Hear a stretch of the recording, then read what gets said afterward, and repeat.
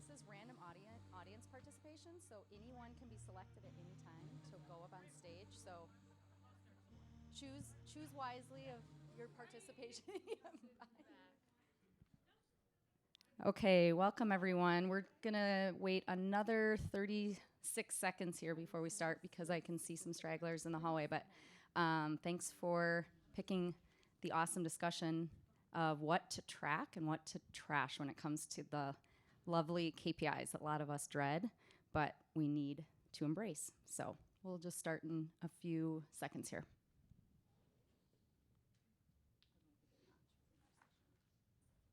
Oh gosh, you can hear a pin drop in here.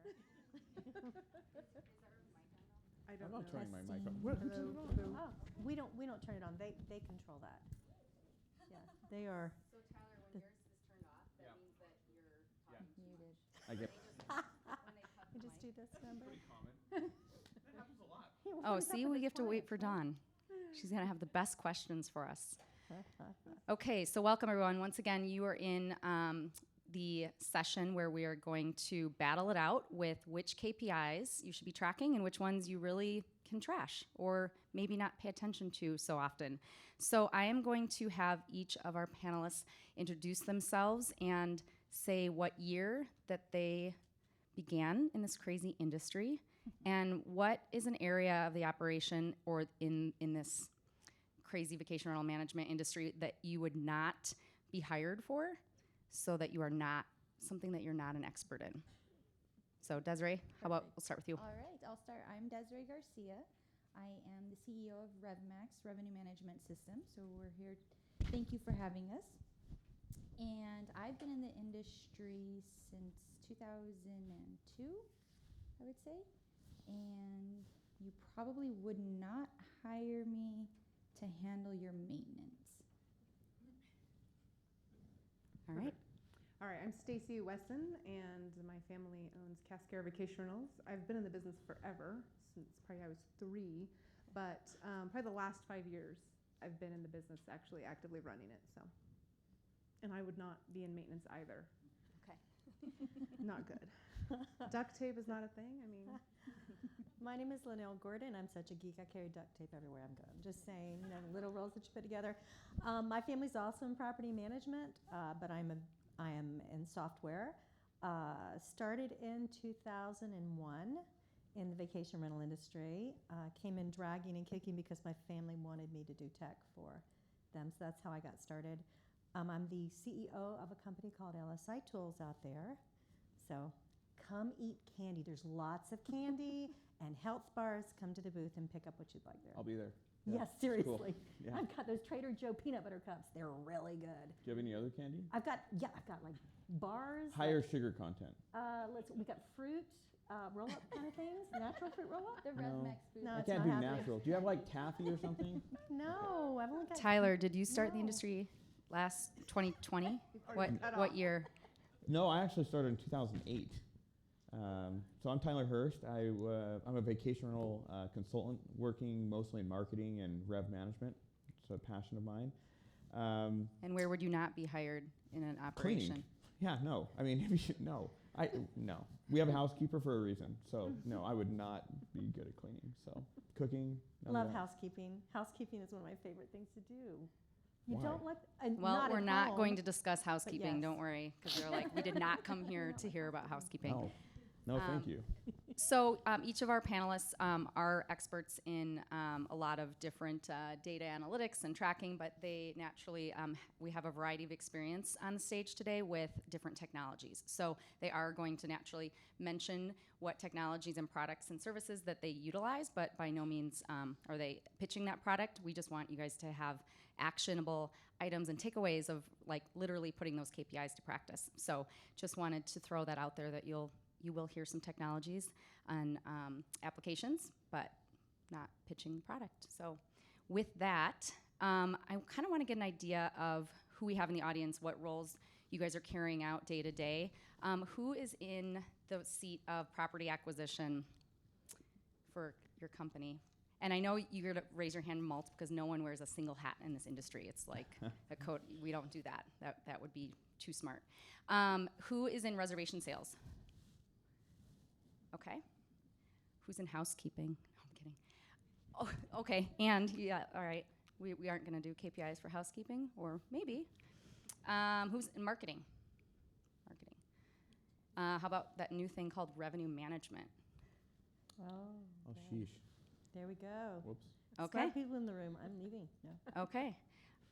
So if you guys want to start with, if you had to pick 3, what department do we want to start in?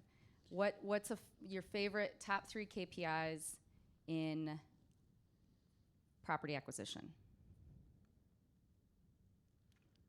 I would say for property acquisition, I think what's important we sometimes overlook, especially when business coming in, is that taking any owner and being able to know what properties you actually need is a good, seeing what your current properties are doing in that level, and then be able to say, okay, yeah, I don't need that property, I think is an important one that we sometimes overlook as far as looking at what you currently have and taking on what you can and what you want. Obviously, you have homes that have more money, so why not just duplicate those ones? So using some of the tools that I use beyond, so using some of those tools, I can say, okay, my 4 bedrooms, I'm done, but I need 2 or 6 or whatever it is. And then for property acquisition, that's my favorite for property acquisition. Sure. I would say, a lot of it comes from demand. So if you have 4 bedrooms and now all of a sudden you're sold out and you continuously get leads for 4 bedrooms, how much business are you turning away because you don't have that inventory? So I would make sure that your marketing message aligns with whatever the customers are asking for, and then go over that product. So you're crossing over to other departments to look at their KPIs, like lead management or reservation sales, where are you not being able to convert that lead into a reservation because you don't have the inventory, right? Exactly. Okay. I'm going to piggyback on that. So we'll start with where you went, but let's go a little step further, because another thing that you can do with property acquisition, and I've seen it quite successful this year, is to use those free analytics you've got and to see how you're doing. And if you're doing better than your competition in any parts in the market, send out a postcard showing those stats. You've got it, and you can send it out. And I had a client that did that in the last 2 weeks, and she got 15 leads off of it that were interested, and she chose 5. So she chose the inventory like you said, but she got 15 people that were like, yes. Using ADR and in the market. What's ADR? Wait, ask the crowd. Yeah. Everybody know? Does everybody know what? give her Yeah, a average candy. daily rate. You know what that is. I mean, does everyone know what ADR and RevPOW is? Average per unit and the average daily rate, because those are really important. Those are 2 of the most important in all the aspects of the business that you're working on. So in the next hour, I'm going to be teaching a class with Tyler Ashby from Key Data, and as we built our presentation, we kind of asked ourselves the same thing. What are the metrics, if we're talking about property acquisition, what are the metrics that we need to really pay attention to win over owners, and what is your kind of pitch? And there's a lot of aspects to a pitch that are emotional and applied to the ethos of a buyer, but ultimately, one of the things that I've done is I've worked in owner acquisition before, is you look at where the market's at and what the market is doing. I know that there's a lot of statistics where people are saying, hey, there's no demand for more 3-bedroom homes in my market, or I can't fill the 3-bedroom homes I have. I understand that. But I also I'm more bullish and just take as much as you get and worry about how you can market and fill those homes. Because if you're not, somebody else is, right? So if your competitor has 3-bedroom homes and you have 3-bedroom homes, they might as well be yours. And so I might be a little bit different on that issue, because I'm more bullish in saying, hey, get as many homes as you possibly can, but paying attention to where the market is at and how you may, not just where you're at, but how you may overperform in your market, and say you offer higher ADR and RevPOW than anyone else, can make a huge difference in how people feel about your business. And that's ultimately what it comes down to. These owners are here to make money. So let's stay in property acquisition for a moment. And I know it was funny when we were conversing on this topic, all of these guys were like, we don't want to trash any KPI. All KPIs are great, right? So just in that role of property acquisition, what KPIs can you trash or not, are not as important, not as crucial to be looking at or benchmarking? See, they don't like that question. Well, property acquisition, you think about what that encompasses. That's your owner. They want to know that you're going to do well across the board. I guess one of the things that might not be important to them, a KPI for that, might be in housekeeping when you do a KPI and seeing how fast each one of your housekeepers is cleaning and whether they're, whether they're cleaning on on the scale that you want them to as far as how much time they're using. That might not be important to property acquisition. Sure, but to spin off on that is that you have to understand if all your homes are in a certain neighborhood and you bring in the others, and what does that impact have on Sure. those results? So, I guess from a Absolutely. KPI perspective. Okay, so it's important. See, we can always find a reason to use the data that we collect. Mhm. That's actually true. Did everybody understand what she said? I thought that was so awesome. You want to repeat I love that, Des. I think Desiree? she's Nobody understood what I amazeballs, said. just Okay. So one of the KPIs that I disdain fully is comp sets based upon data that's given to you by VRBO and Airbnb. and it's not, I'm not trashing those companies, but they have no idea what property managers actually do, right? Property management, professional property management, I've been a believer of this, and some of you know me. I've been a big proponent of professional property management since I started, because the KPI that an owner in a VRBO or an Airbnb situation has, as far as daily rate, RevPOW, how they clean houses, is completely different than you're going to deal with as a professional, because you have built-in costs, one, but two, they can clean houses or they can rent out houses without having to pay the professional management fee, so their prices may automatically be lower in the first place. So when I see companies saying, hey, use this as owner acquisition, I completely disagree with that. I Or like think- AirDNA? Correct. I mean, I've looked at AirDNA. I've spent a lot of time studying their data when I was working with a group in Utah. And one of the things that I found was that, again, their whole data set is all, well, we're going to get you these rates. Well, that's right, because you're not getting a professional property manager, right? And what you're ultimately getting is you're getting a rate that could be much higher or it could be the same, but they're getting a bigger chunk of the revenue. So why even pay attention to those stats in the first place? Yeah, that's a great point. So what I'm saying, let me be very clear about this. Sorry to interrupt, but let me be very clear about it. Comp sets from Airbnb and VRBO are nowhere parallel to what you're dealing with as a property manager. There's no point in paying attention to them. I hope you agree. But it's okay if you don't. No, it's not. Let's go over to marketing. If you are wearing the hat of marketing for that hour in between housekeeping and property acquisition and reservation sales, but if you're in for 1 hour, your task is to look at the marketing plan. What KPIs are key in that role? I think ADR is one of my favorites because I want to make sure I'm getting the best rate in once I've got, am I putting, it doesn't matter if I bring a bunch of people in and marketing, I do all this marketing, and then I'm not getting a good enough rate. So I like to make sure that with all the marketing out there, that my return on that ADR is I'm getting a very top dollar for my nightly rates. So sure, definitely an ROI on whatever Yeah, marketing I think that's message one. you're getting. In some cases, I would add to that on an ADR That's, yeah, one. perspective, because if I sent out a marketing piece and I received one reservation for my 10-bedroom, that was $5,000. That's a great ADR, but the rest of my 50 units sat empty. So my marketing really didn't work in that aspect, in my opinion, unless that was the message that I was trying to book. So I would say conversion, calls, leads, clicks to the website. Those would be the KPIs I would look at from a marketing perspective. I think so much it's not one.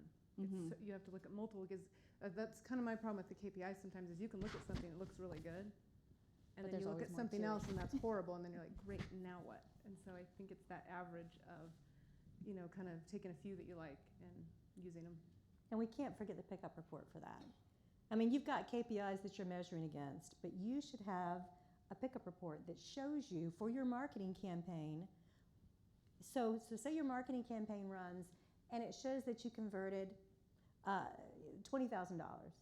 Which homes did that marketing message actually convert? What were they? Do I need to tweak that? Is there other parts of my inventory that need to be filled that I filled with this marketing message that happened? And what were my dates that I picked that up? So a pickup report will show you the dates that you got your reservation, which units were reserved during that time period, and all kinds of really cool stuff if you break it out in fun ways. Like if you break it out by inventory. And I want to take this opportunity to say, we talked about which should be trashed. The important thing about all your KPIs, all of your analytics that you look at, they're all good for something, or else you wouldn't be measuring against it. But make sure when you're looking at ADR, or you're looking at RevPal, that you look at it in segmentation. Because if you Correct. look at it as a whole, you make decisions that may not be, they may not be the right decisions for your company. It really frustrates me when you overload people with data, especially with property managers. We're so honking busy. And I mean, the number of hats you guys wear is ridiculous. And so to say these are important, it's true, it's important. But you need to know, is it my 3-bedroom luxury homes that are oceanfront, or is it the ski and stay? Which one of these homes is it that I'm having trouble with my ADR, or that is overperforming or underperforming, whatever?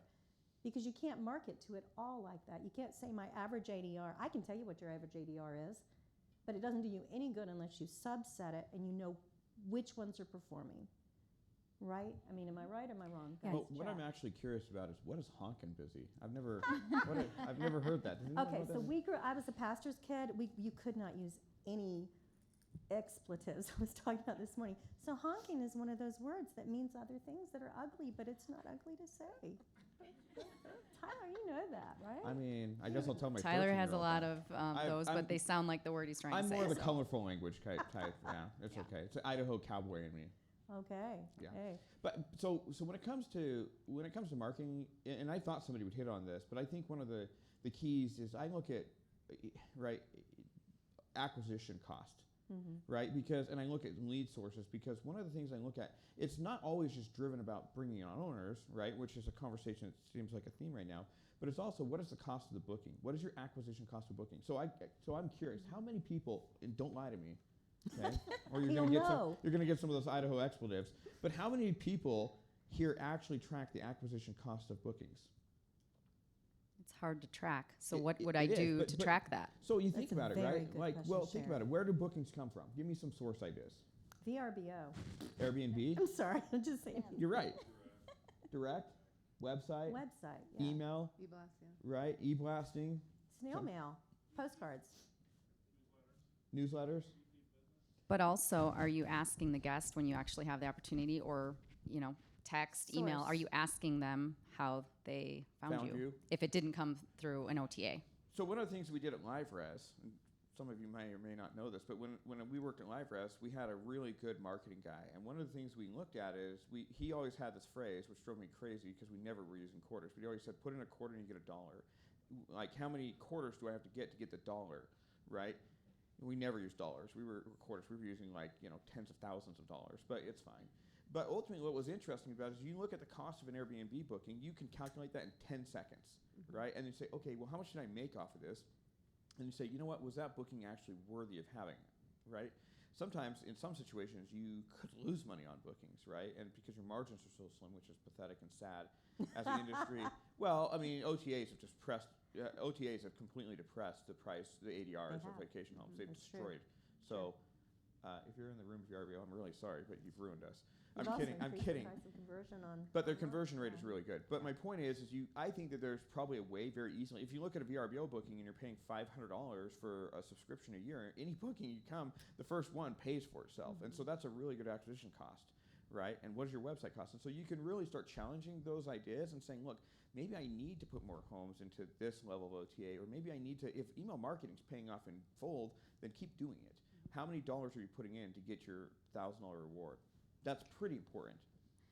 So as we exchange all of this great knowledge, my mind goes to, this is great, but I'm too busy. Like, where do I get started? If I'm managing a team or I have a reservations manager who's killing it, totally capable, but we've never segmented, the campaign. Or so I guess segment and delegate are coming to mind with some takeaways, because it can't all fall on you guys, right? Because there's Just hire a teams. consultant like me, you'll be fine. There's teams kidding. back home that are keeping the Use machine automated running. software. There's Yeah. lots of automated software that does it for you. Tons of I mean, you can do this with an Excel spreadsheet, as we talked about. I mean, you could.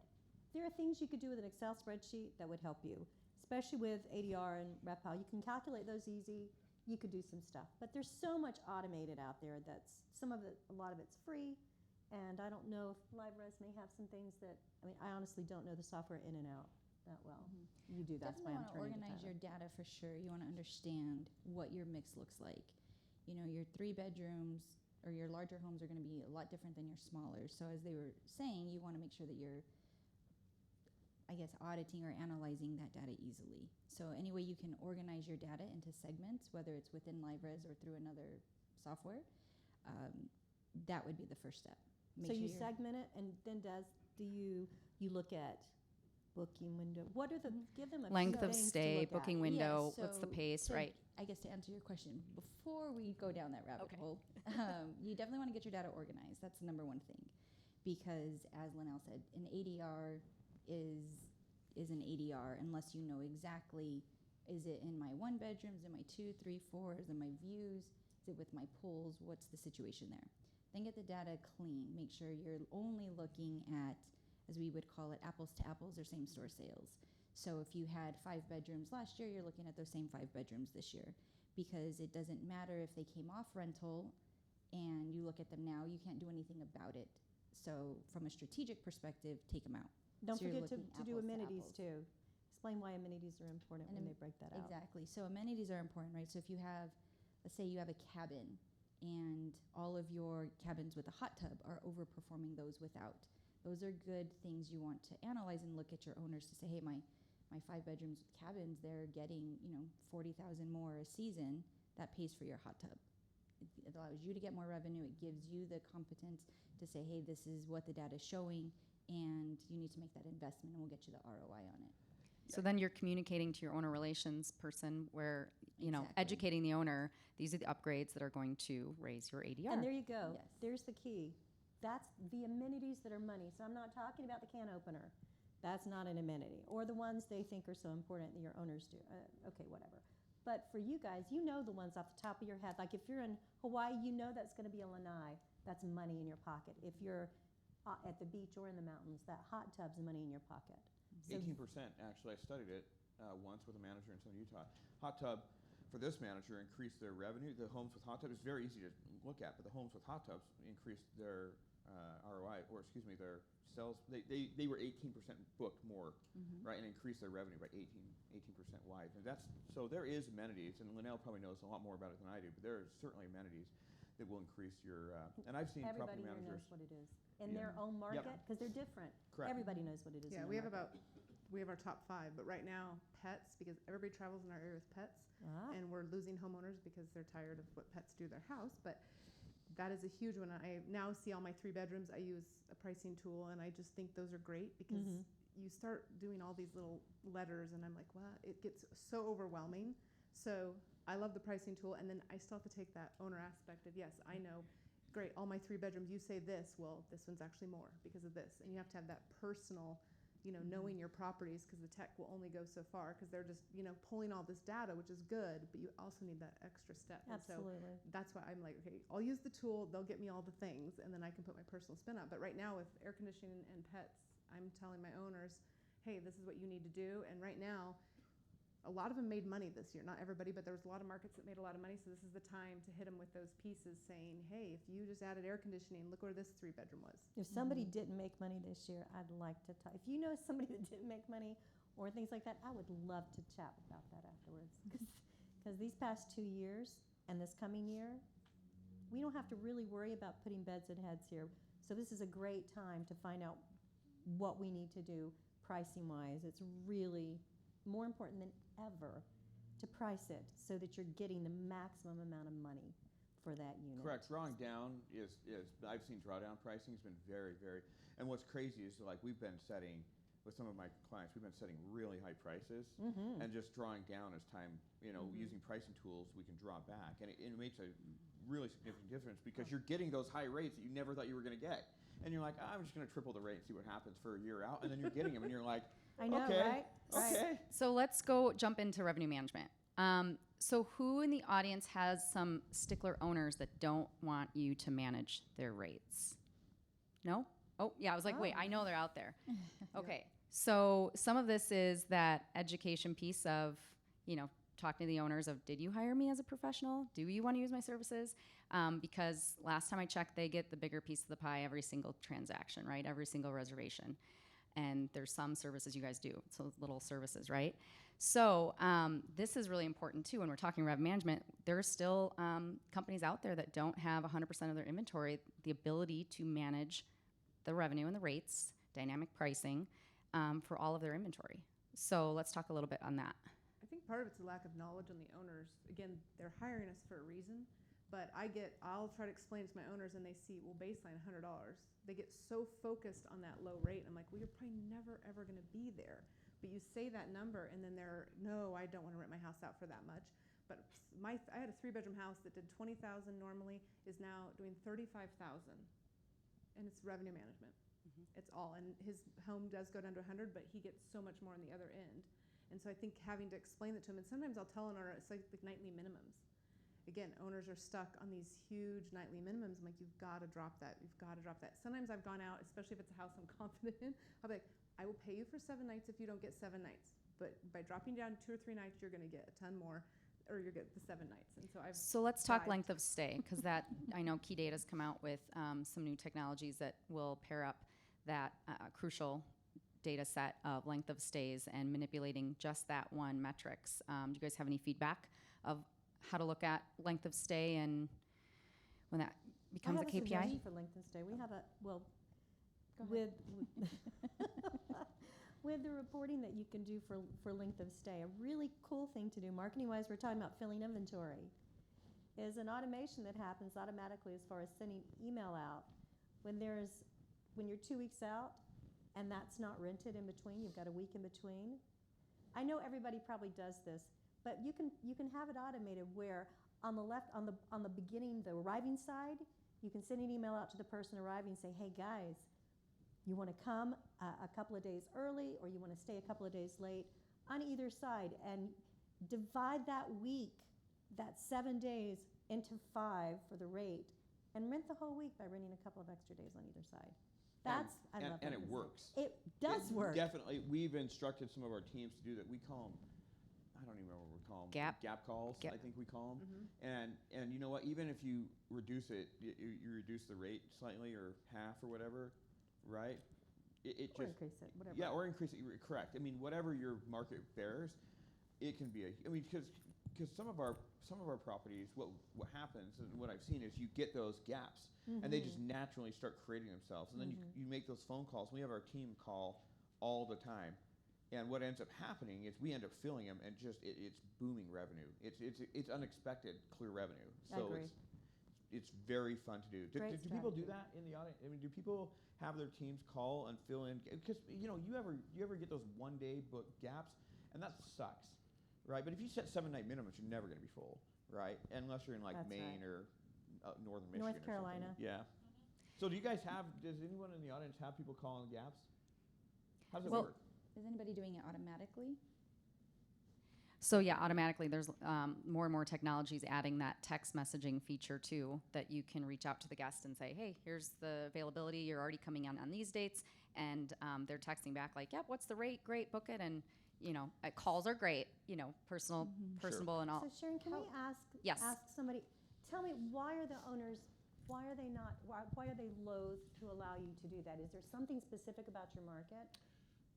For me personally, it's one owner that I have that's giving me just won't let us adjust the rates at all. They don't actually want to go up. They're afraid of going up because they're afraid, and their unit is pretty much booked out 82% occupancy. It's crazy. They're one of my higher performing ones, and year after year I go after them, and they just won't adjust. They got to start looking at the cost of keeping their home up, and get more of that money to put more into it. Or we need a vendor to start a service of a call campaign of another industry. I'm not even in your market, but I can tell you what my owners do, right? I mean, that could be a cool cross sell. Don't take it from me, take it from another colleague in the industry. The first thing that came to my mind though when you said that is 82% full. It's the old hotel phrase, right? If you're full, you're not charging enough, right? 82% is probably over where I would probably try and land. Hotels try and land between 60 and 75%, depending on the seasonality of occupancy, because that's where they control their rates. And 82% is starting to push a little bit where your occupancy is a little too high. And I know that sounds crazy. You're probably all like, what? He's crazy. But you could charge more, do less work, and make the same or more money. And have less wear and tear on his. Correct. Well, and we have to do a hybrid because of our location. We're in Illinois, so we're very seasonal. We're a marina resort. Ah. So in the summertime, we do short term, and then we flip over to long term Right. rentals in the wintertime. So that 82% has to That's do with the why. long term. Okay, yeah. And that's where RevPAR comes into play. That is where RevPod does come into play. All right, let's talk about that one. Let's dive in.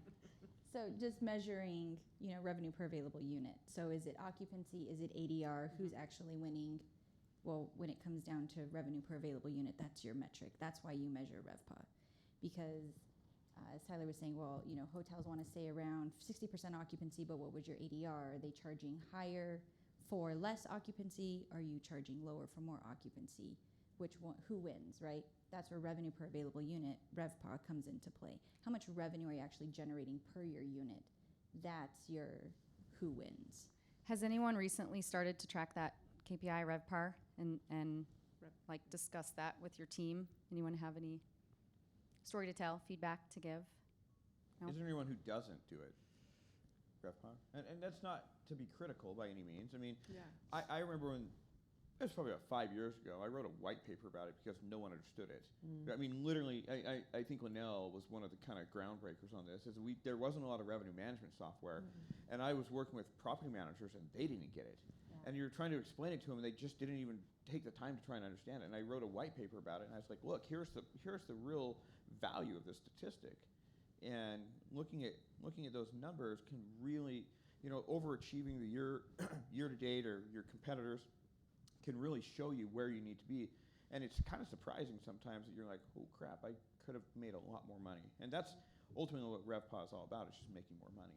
That's all it is. It's all about setting your right pricing and making more And if you money. track it, like I have so many clients where we have doubled and tripled, even before COVID, where we've doubled and tripled just by tracking it and watching it. So Mm-hmm. You have a question or feedback? I like to know that number because every time someone picks up the phone and calls me and says, I'd like you to manage my property, I know in my head how much that 3-bedroom house could bring to my bottom line. instantly. And if I know that that person is a pain in the you-know-what, because Honker. You know. Honkin'. after 20 years you get to know who those people are, you can walk away from that number, whether it's $5,000 or $10,000. You can Correct. say, you know what, it's probably not worth it at the end of the day. So that's more ambiguous, but I'm curious. That's ambiguous. My question's a little bit more ambiguous, but you guys probably all know. You can probably look at a home and say, you know what, I know what that's going to make. I bet everybody in this room could probably figure that out without all the data, because they just it's intuition, right? And it's built-in wisdom. Do you guys have a threshold, or is there something where is there something about an owner particularly that you're like, yeah, I'm not dealing with this guy, right? Is there Does any anyone behavior profile their owners? Correct. I guess that's a better way to ask the question. Okay, wait. Yes. This is totally. I This wanna- is a I new wanna hear about KPI this. here. Because this is an All right. ambiguous KPI, but it's anecdotal, but it absolutely is a KPI. But Would they you guys not cost you agree? money when Yes. they're. Yeah. And are they an emotional nightmare? Like that's truly there's no amount of money in this world that you could pay for me to deal with that. Like, are you going to break down on me every single month when I send you a statement because I'm doing the job you hired me to do? What's happening right now? So we culture index every single person. And I Culture can, index. Yes. Great I term. like that word. Yep, it's my That's- best friend. I'm telling you, and Never thought it's about that. 91% accurate. You It know is how to on point. It's communicate with not them. just for hiring. It is to solve your own problems. But also, those owners that actually don't want you to communicate with them often. And then you're like, great, that's not their love language, just to dumb it down too. Like, how do they think? What, communication styles do they want? So yeah, culture index, predictive index, there's probably 5 great ones out there We that. call it PETA, pain in the ass. One thing we don't do is take local owners. If you live within 50 miles, Oh, Yes. we don't do it. No. It's not a win-win, right? That's a great, that's a great idea. We were at VRMA last week, and there were and I love our property managers that I work with. They're just awesome. And 2 of them I was talking with one, and another one came up, and they said, that troublemaking homeowner, because they shared that homeowner. They're in different parts of the beaches. That homeowner has stuff all the way up the beach. So this was in Corolla, and the other property manager was down in Hatteras. I'm just saying. They were like, you know that owner, that troublemaking owner, and she said, yeah, it's such and such. He's like, yes. I mean, they knew. Owner they even talked about blacklist, it. owner blacklist technology and guest blacklist technology. The owner one's one of my Please favorite share. KPIs, though. So, One of the things Mr. that Olson. we do in talking about owners is, and we get rid of them right away, is if they're abusive to staff. Yes. If they're Absolutely. nasty to your reservationist, they're not worth keeping, because not only do they hurt them, but it hurts your bottom line, because that reservationist isn't going to book that house either. And they will put it at the bottom. I don't care if it's the nicest property you have. You're right, Brian. They're That's gonna a avoid great booking it. point. It's so Because true. He was an ass. I'm not going to take care of him. Exactly. So, and he deserves it. I've also heard of people Well said. adding a clause in their management agreement, the no jerk policy. And if anything, it brings up great conversation like, wait, why is this in there? Let's talk about it. Well, believe it or not, we've had owners that do X, Y, and Z. Oh my gosh, I would never do that. And then when they do, you can say, remember that conversation we had? Remember that it's actually a clause in the contract? So, I mean, it sounds pretty crazy, but rather brilliant if you can get ahead of it. I think the KPI, that's why to me, I like multiple to see at different angles, because yeah, you get this home and you're like, oh, the numbers are going up. And then you start adding in the owner portion and it goes down really quickly of how much money you're going to be bringing in. And it's a good thing to think about. That's why it's almost There- like a tech there's stack. some- It's a KPI There's stack. some anecdotal pain threshold, right? How much Mhm. pain are you willing to determine for how much money? We have a particular owner that just came on board with us, and he has his thermostat next to his fireplace, and he is micromanaging that thermostat. And he will call us at 10:30 at night, personally at home, and say, the thermostat reads 89 degrees. It's too hot in my house. You need to contact the guest and tell him to turn the furnace off or turn the fireplace off. Yes, goodbye. thank you. Here's my competitor. Pruning You is call real. them. How often do you prune? Sometimes your competitors and your customers What? serve each other. Yeah. So I guess what I'm wondering is that, we're new to this business. It's like, is that okay to say, you know what, dude, you need to back off, or how do you? Yeah, give them the Yeah. takeaway. do that? You give them Yes. the takeaway, right? And saying, look, this isn't working for us, and it's going to be interesting how fast they'll stick it out with you. As a newer company, though, I think it's hard because you need every single property. So I think there's an ebb and flow, and I'm now, we've been in the business 35 years, and starting 2 years ago is the first time we ever really kicked people off. Like, and it's hard, but when you have so many units, it's hard, but you do have to start to set those boundaries. And I kicked off 2 people 2 weeks ago, and my staff, it's amazing the reaction you get from staff, because they're like, oh my gosh, this is so exciting. So there's more to it than that money aspect, but a lot of times I get the money aspect, and you may have to ride it a while. But when you're starting out, you also have a really small team. So Mhm. to service an owner that's just not a fit, you're still not making money that Did you still should. want to say something, sir? Oh, property manager. I heard there's a property management company, one of my clients, who allows the reservationist staff to fire one owner each year. I want to just talk about a really weird KPI. No, they live for that. They vote for it. It's their. We usually have it's to tell their them you thing. can't kick everybody off. No, just one, just one. But there's a KPI that we don't talk about a lot that just gets not a lot of, it doesn't get enough attention. No, not enough love. One of the things that we talk about is, we're talking length of stay. Let's talk about how long we can hold a property off the market to get better pricing. What kind of strategies do you use for that, too? Or have you never done that? Oh, I- Tyler has had to. I've definitely done it. Yeah. Yeah. I mean, so I have a client, and we have a home that books on average for $2,000 or $3,000 a night every day. And so creating scarcity of a home drives the price up, absolutely, because this home is money. wanted. They want it, and they'll pay anything for it. And so if you create scarcity on a home, if you have homes that overperform and you just can't seem to find the ceiling in pricing, those are the homes that you can create scarcity by by blocking off timing. I mean, this home, I've seen homes book years out, right? And some of the channel software just doesn't move as fast as these people want. I mean, it's booked out for July 4th, 3 years in advance. And you're like, what's the ceiling on this home? 5,000, 10,000 a night? And so blocking it off or holding off on how far how far in advance they can book is good. But then the other thing is using tools, right? There's automated tools out there with rev management where you can say, hey, look, 2 years out, this price is triple what the base rate is, or this price is double what the base rate is, and just see if it works. You have nothing to lose.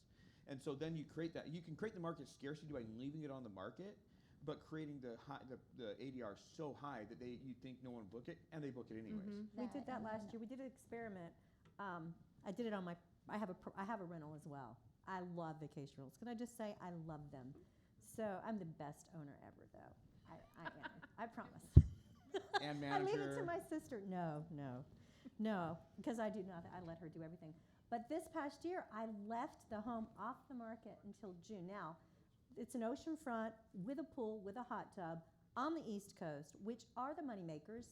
I do know there's wonderful amenities. And so I didn't open it up until May. Wait, are you saying the East Coast is a moneymaker?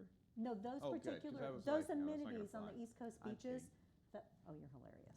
I'm just You kidding. could also turn it off the market, loves- but another way too, because that's a Yeah. lot of manual, right? I got to put a block on, I got to take it off, I got to remember, I got to do all these things.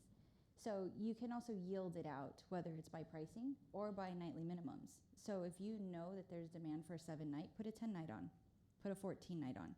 Capture the shoulder nights. If you know your weekends are selling out, move your nightly minimum to 4 nights. So you capture Thursday and Sunday, Thursday and Monday. At least in advance, Sure. right? And then you can pare it down as you get automatically, closer. and then you get a tool that automatically reduces it as you get closer and optimizes your booking window So- for the premium rate.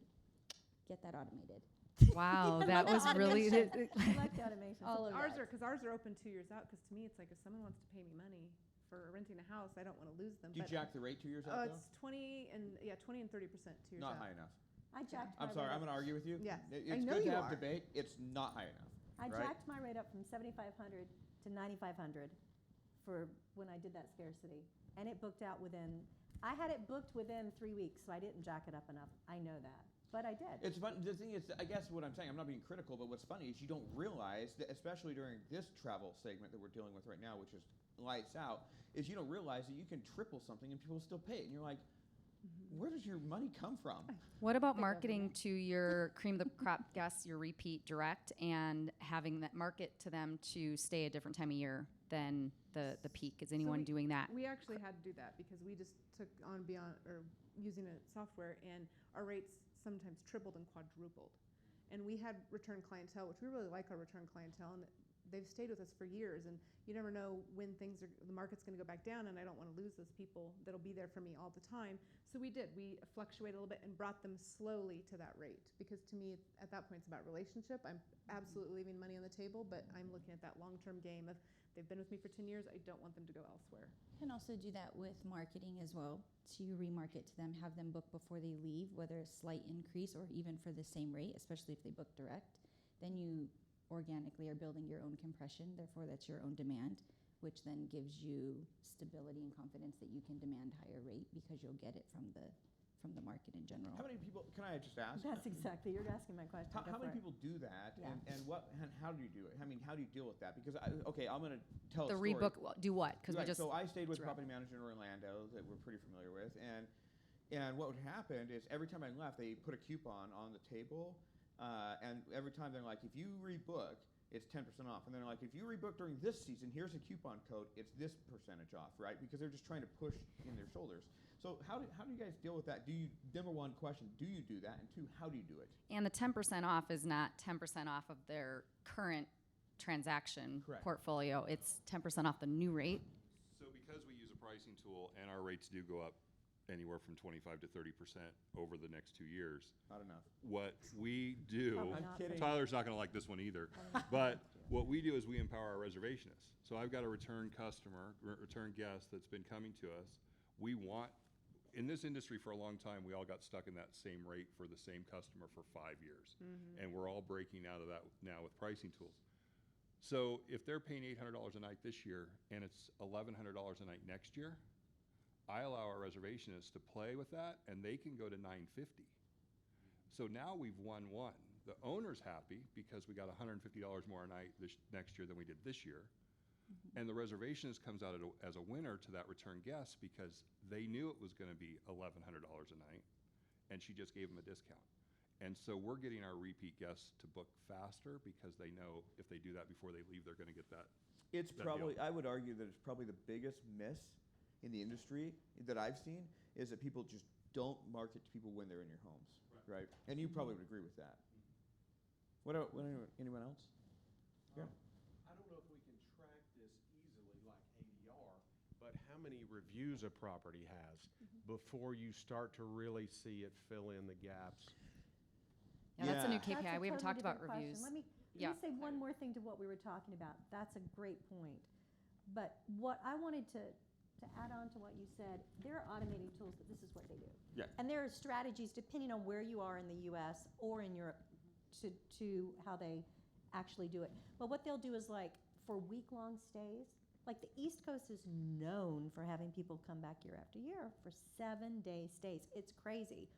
But what they'll do is on Wednesday, like Tuesday night, they'll send out a text message and they'll say, this house will be released for next year's reservation on Thursday morning. You have until Wednesday, and they'll have already emailed them before. And this is automatic. It just happens with marketing tools.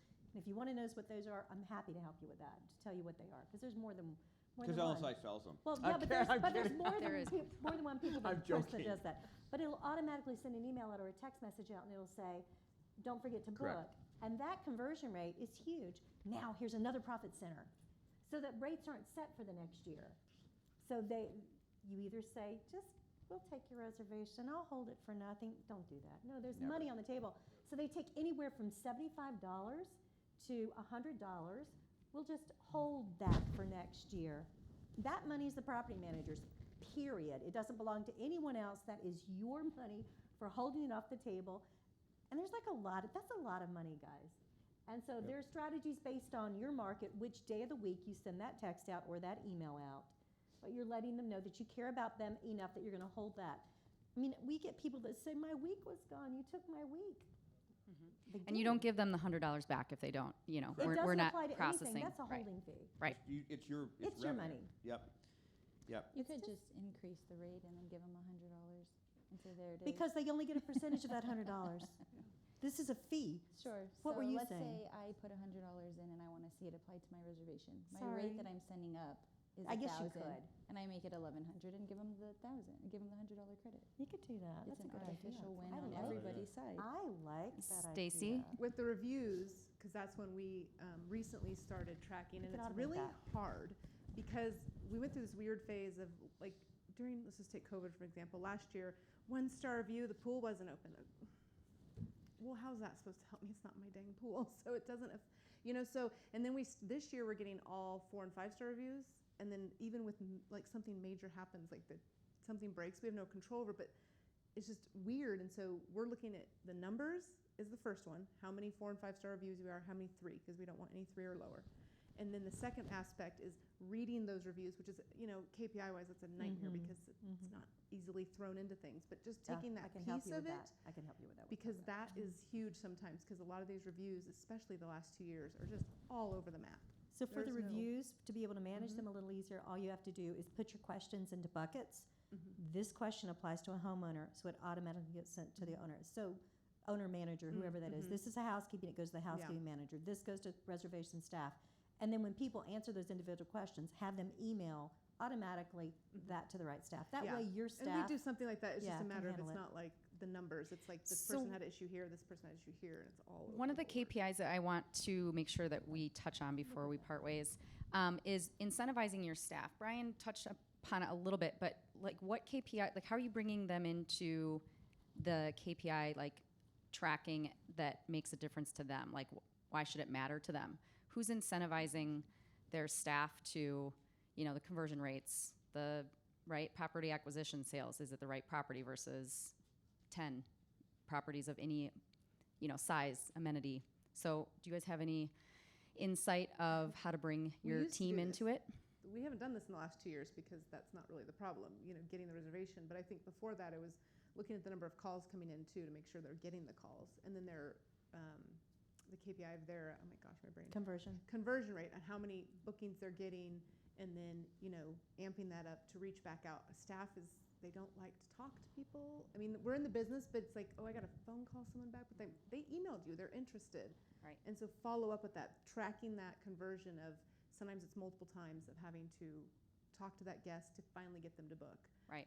And I then think it's creating the offering awareness. cash for them. Conversion, upsells, cross sells. How many not booked calls or how many not booked leads can you convert?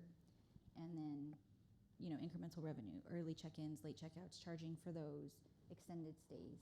Oh, yeah, so much. Or more than competing against Airbnb, like bringing up the awareness of we actually, it's not just the properties are booked, we're at a percentage of occupancy, but wait, how many reservations are Airbnb this week, or how many did we secure, right? And making them aware of the difference. A lot of what we do is we have a welcome box. We were up in northern Wisconsin, so it's very kind of homey, kitschy, cottagey kind of feel. And what we do is we have our, on the refrigerator, we have on there that says, book directly with us.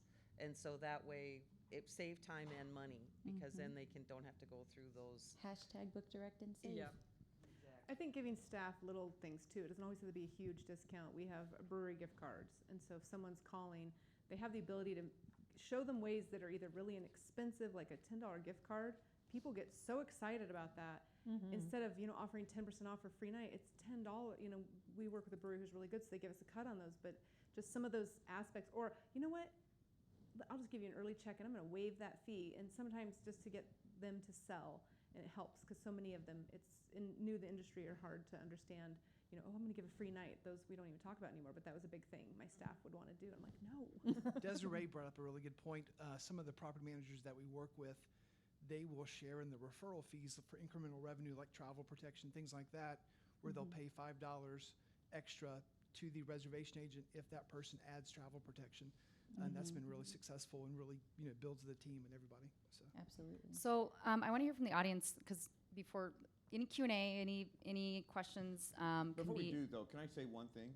one or two? One. Okay, just one thing. One of the things that, because I was VP of sales at LiveRes before in my earlier years, and one of the things that we found when it comes to incentive programs, not only in property management, since I've been kind of on the consulting side, is if you're going to do an incentive program, they work wildly successful. They're very successful, and I think anyone on the stage would agree with that. If you don't, goodbye. Then two, so now it's two things. The other thing is make them simple. They have to be simple. If you make them complex and they have to go through and do some algebra to figure out how much money they're going to get, they just don't even care. It just is lost on them. So if you make them simple, like one time we had a thing with one manager where we said, look, we're going to divide this. Dollar amounts are tough because if people call in, you can't control who's calling in sometimes. But we said, look, the number of bookings based on hours worked, right? Because people work different hours and they work different shifts and it kind of gets crazy. So number of hours, because there's always someone to call. There's always something you can do to pound the phones to go find those bookings if they're not just inbounds. So just something to think about. Just make it simple and it will work. All right. Any questions? He had a question that didn't get answered. And I know we've got that one. You said your question, sir, just if I'm not wrong, would you repeat it just to make sure we answered it? Because I don't think we did. So when we acquire a new owner, they ask a lot of questions about ADR and that kind of thing. And sometimes we have to say, that's important, but until we get 5 or 10 reviews on the different channels, Correct. It's going to take some while for us to ramp up to that ADR that you expect based on our research of all these other 3-bedroom homes. So it used to be more important than it is today. This is my opinion. Statistically, we look at it. The reviews used to live and die by it, and we live and die by it still. But these last 2 years with the COVID market right now, I'm just saying, there were no reviews on the home that I purchased, 0, and got filled completely. So I was like blown away. I'm like, do they not care about reviews? No, right now they care about getting to the beach or getting to wherever they want to relax. So. Or Hawkins. And then you've got this. What are your thoughts on product preparation? Because all these things may not matter a whole lot unless you have a good product that you start with. So do you have any thoughts on product preparation before it even hits the market? You're talking about the home itself. Well, certainly you have a list of what you expect out of it, and you give them that list. You say, meet this list for me, or how do you do it? I mean, I have a lot of thoughts on that. You can do like brand standards. Because if you're a luxury brand, then you need to have a certain higher caliber, right? If you're, in Tyler Tyler's mode of just getting everything. Maybe there's not as many deserve that. standards. I did right, right and here. I then- see a lot of and then you competitors' segment products your where product, they right? have good homes, but they're presented terribly. So Then they they're rarely get booked. priced They get booked at lower. low rates. You price them lower, and then when they complain, then you say, And- well, these are the homes that are upgraded, and this is how much revenue they're getting. And this Or is these are the controversial. reviews, if it's tied directly to reviews, if customers are upset, because at some point they're not gonna find the value in the home as well. Take really good pictures. And just to clarify, not everything, right? Not everything, right? There's people who are saying this is vacational. There's no business of being a vacational in the first place. So We do a good setup with some of the newer owners we're bringing on, because first of all, every owner thinks their house is the best. I could show them another house that's doing better, like, well, that's what my house looks like. It's like, no, it doesn't. And so what we've found is, with bringing them on, is also telling renters, hey, this home is new owner. What can we, let us know. And sometimes hearing from the guest will finally get that owner to do stuff. And then so that we don't just, put this home on, it's less than what we want, and it gets bad reviews, it's teaching the renters like, oh my gosh, let me give you a whole paragraph of what this house should have. They leave a better review because they know that we're going to do something about it. And that's helped kind of bring some of our owners on board with the importance of, the little things and sometimes big things. But you drive the standard. You are the brand manager. In this particular case, you can drive that by, and a lot of people don't even think about, what they need to do. So you have that list, and you say, here's my list of things. This is what we require for each home. And then when you do their addendums each year, or whatever you do with those owners each year, you make sure they have that. This is our list. And if they don't measure up, then you show them how much revenue they're losing by not measuring up. Or you say bye. Anyone else have a question? Hi. I just wondered if you had any tips on how to track your competitors' KPIs, because we've been in a situation, we're in an urban market, so some of the things you guys are talking about, we've had a real struggle with, and we have to have reviews on properties before we get anywhere. But that's a different subject. But on tracking our competitors, we've been in a really great situation in that for years we've always been the go-to company, but now we're seeing our competitors catch up. And you were saying, Tyler, about the Air DNAs and looking at data from Airbnb. It's not. I want the real data of what the competitors are charging, what they're achieving. And this is a new sort of phenomenon for us. So I was just curious if you guys had any suggestions on that. RevMax has some options for getting that data as well as LSI. So I think And key there's data. tools in Yeah. key data, yeah. See, So there's when I definitely mentioned my some tools in competitors, there's some tools in the marketplace. Some of them, they're all going to be a little bit different. Some are just going to give you general market. Some are going to give you specific companies or owners. So I would say just definitely utilize your resources that LiveRes offers you. Laura, who do you think is your biggest who's your biggest threat? Is it individual owners or is it property managers? Right now? A bit of both, but there's Yeah. one property management company in particular that are sort of chasing our heels. What market are you in? So in Washington, D.C. Oh, yeah. Yeah, So, lots of data. Yeah, lots of data for that. Yeah, I mean, there are there's- lots of free tools that'll help you do that. We yeah, did there's it a lot of in-house for a market long data time. that we've got through like Beyond Pricing and tools like that, and there's no. We were using key data, but there's no specific data in our market. I think the problem is that we're in an urban market, so there's less data available, perhaps. Come see me at the booth. Yeah. and I we'll was take going a to look. say, come see us. We did a really long, painstakingly old way, and we still do it.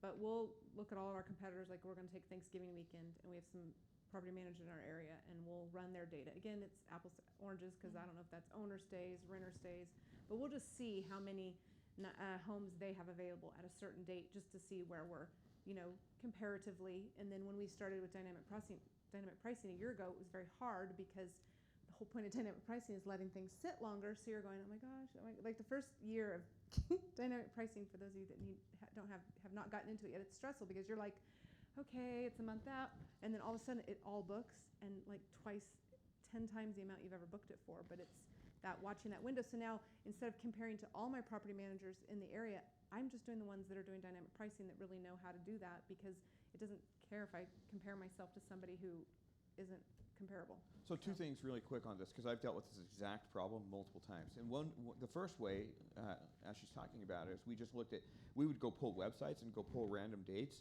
and just go and look at their rates, right? And see, you can kind of get a feel for where you're booked. Some of them display their calendars and say booked or not, and it can give you a general idea. One of the other things that I've done that's kind of speeds that up, if you don't have that time or that allowance of employee availability to do it, is that we just look at VRBO and just look at and we literally look at the ones that are branded properties from professionals, and it can give you a quicker idea of kind of where they're at. I think it's always going to be very difficult to understand the clarity of their data in full, but in reality, you can get a pretty good gut instinct or a good hip check of saying, hey, look, on VRBO, this is kind of their rate, and it looks like they're kind of full because of this. And so that really has helped. There's probably tools where you can actually scrape data if you really wanted to and really understand their rates and the It's a problem with scraping, though. There's a give and take on that one, too. But yeah, you're trust right. me, I agree with that. You're right. But depending on how much data you're in need of, sometimes you're shopping your competition, which you're like, okay, we know we want to target a certain weekend, a certain time of year, seasonality, 3-bedroom or a condo or a high rise. Have your team shop the competition. It's kind of the gift that keeps giving. Because you may not be losing you may not be losing to the competition because of price at all. Correct. But also their professionalism or how they handle. It's like they took 3 days to get back to. How do they respond to leads? Maybe they have a really cool widget that they're using for their guests that or whatever that they love. So shopping it. Any other questions?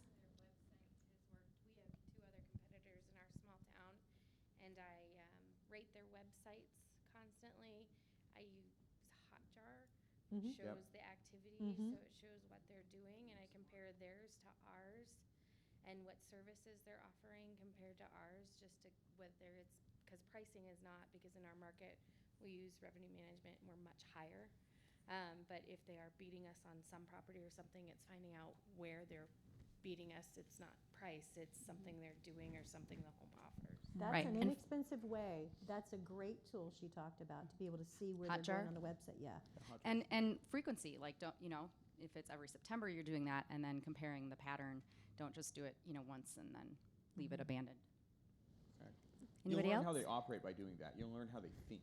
And once you kind of start learning how they think, the intuition will be there. You're going to know what they're going to do before they know what they're going to do, because you'll see their patterns. And I've seen it a lot. And it gives your team confidence because you're like, wow, we're carrying out more best practices, or our team's killing it more, right, in different areas that we didn't realize. And then like, oh, that's pretty bad that they are missing that, but that's good for us, right? Anybody else? All right. Tyler's never finished a conversation on time, so thank you for setting a record, participating. That's true. That's true. I'm frankly Thanks, scared everyone. I'm frankly scared of her. She so- forewarned Enjoy us. lunch. Yeah.